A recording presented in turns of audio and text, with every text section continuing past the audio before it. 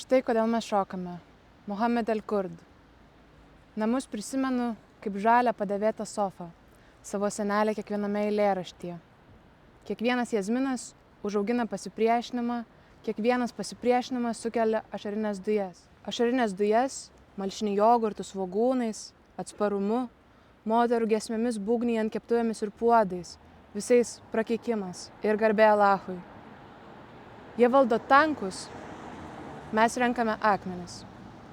Kai 2008-aisiais ant Gazos krito bombos, žiūrėdavau televizorių, lyg atlikčiau apeigą, blaškydamasis tarp apraudojimų ir egiptietiškų pilvo šokio melodijų. Mano neapykantai, persijungiant į adoraciją, rankiau ir kaupiau darvišo priežastis gyventi. Kartais tikėdamas jomis, kartais leisdavau savo į dažnį mirkyti duoną, žinodamas, kad kažkur Chan Junise beduonis vaikas mirksta po stogo nuolaužomis. Jei klausite, iš kur esu, nesulauksite vieno žodžio atsakymą. Pasiruoškite, atsisėskite, būkit blaivus ir nusiteikite. Jeigu sunku klausytis apie pasaulį, kuris netoks kaip jūsų, išgerkite jūrą, nusipjaukite ausis, išpūskite dar vieną burbulą savo burbului ir pasipūtimų jame kunkuliuoti. Išsprogdinkite dar vieną miestą savo baimiai pašlovinti. Štai kodėl mes šokame. Mano tėvas sakydavo, pyktis mums neleistina prabanga.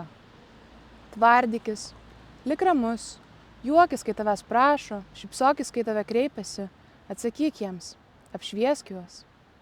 Štai kodėl mes šokame. Jei kalbu, esu pavojingas, vos praveri burną, pakeli antakius, bedi pirštu.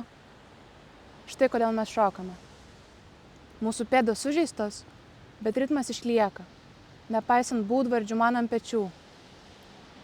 Štai kodėl mes šokame. Nes laisvė rėkt neduota. Pasakyk man, prašau, kodėl pyktis, net pyktis, man yra prabanga.